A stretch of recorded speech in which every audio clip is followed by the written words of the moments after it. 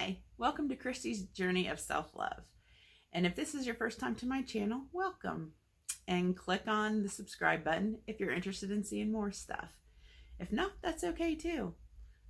Today I wanted to talk to you about my past year, my actually a little over a year now, journey with keto and carnivore and low carb. So it's kind of been amazing. I won't lie, if you've been following me for a while, you know I have been vegan.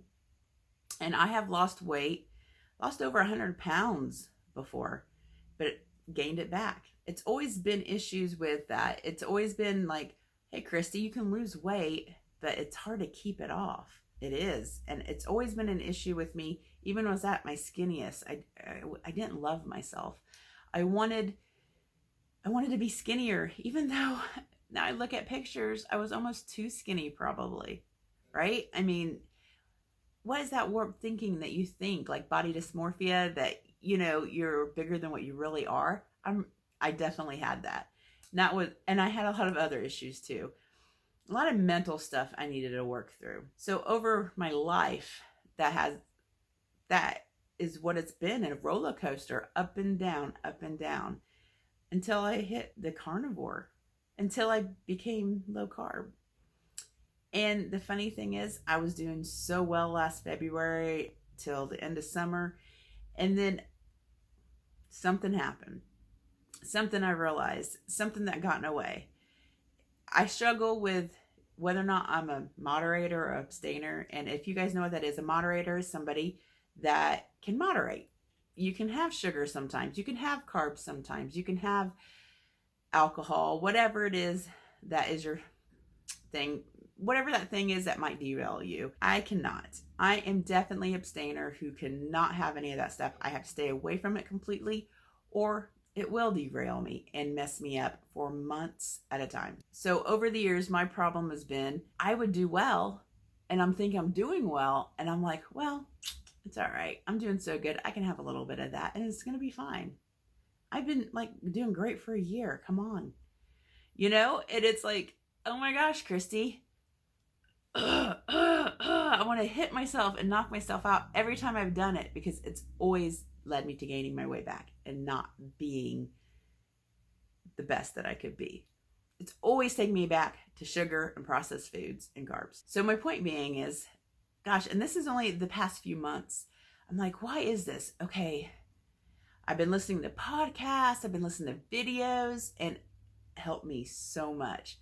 There is a video Laura Spath and Judy, Nutrition for Judy, does, called Cutting Against the Grain.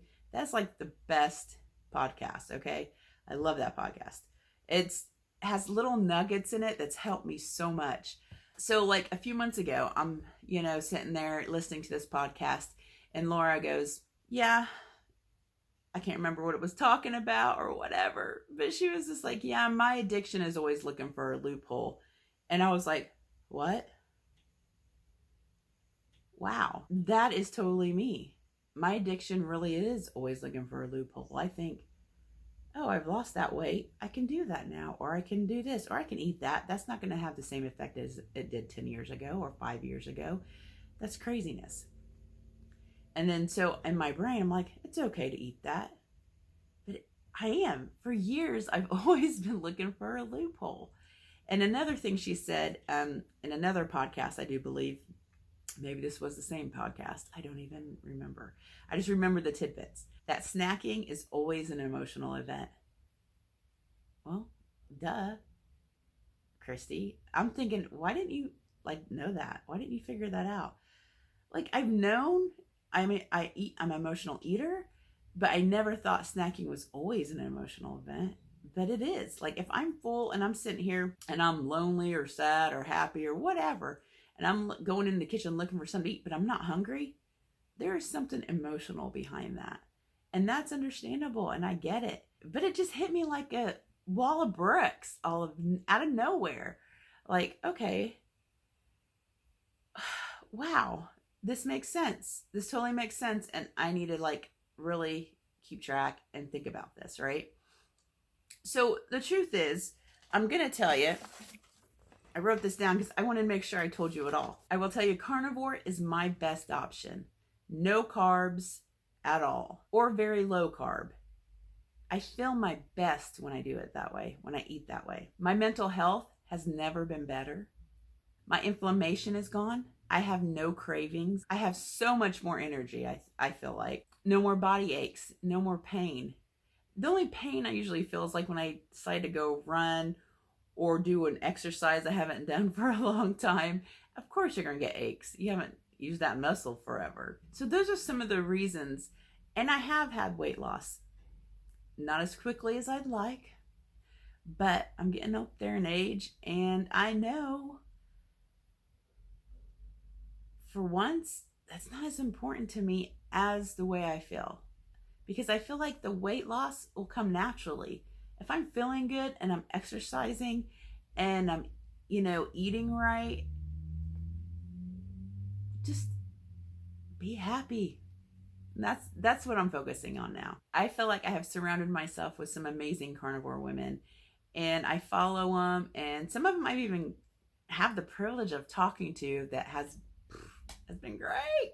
And it's like I feel like, a little kid meeting their heroes sometimes, just because they feel so good. And some of these people have been carnivore for over 10 years. So to sit there and say long-term effects of low carb is bad, I haven't met somebody with the long-term effects of low carb has been horrible for them. They've all said how great they feel. And there's so many people that I freaking love.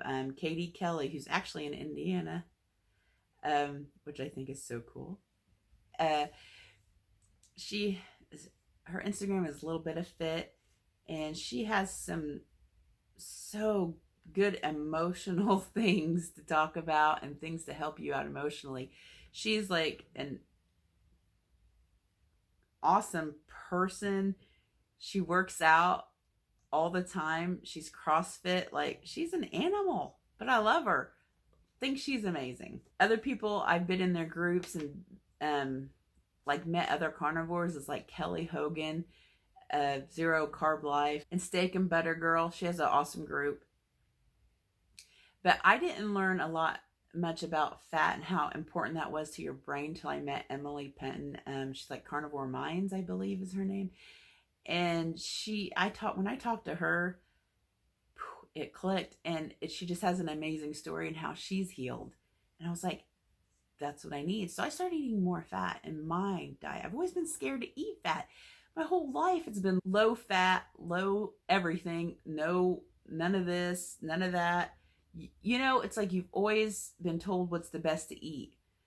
But I feel like higher fat things to a point is amazing, especially for your brain and your mental health. And I'm actually right here doing this video because Karen Miles encouraged me, and so did Laura Spath, to tell my story a little bit, just because I wanted to let you guys know that I am doing great. I haven't done a lot of videos, and I really want to. I get nervous about it, even though you've seen videos of mine, but then I wonder, does anybody even care?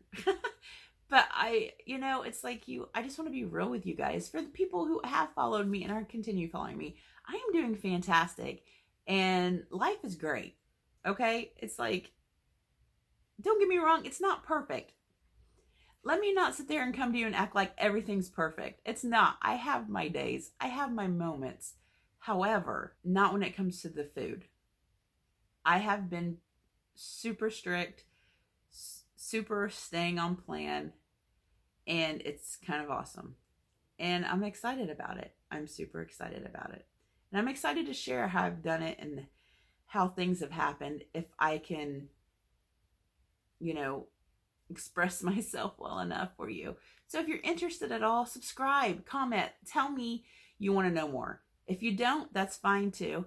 I'm okay with that. I'm a big girl. I can handle it.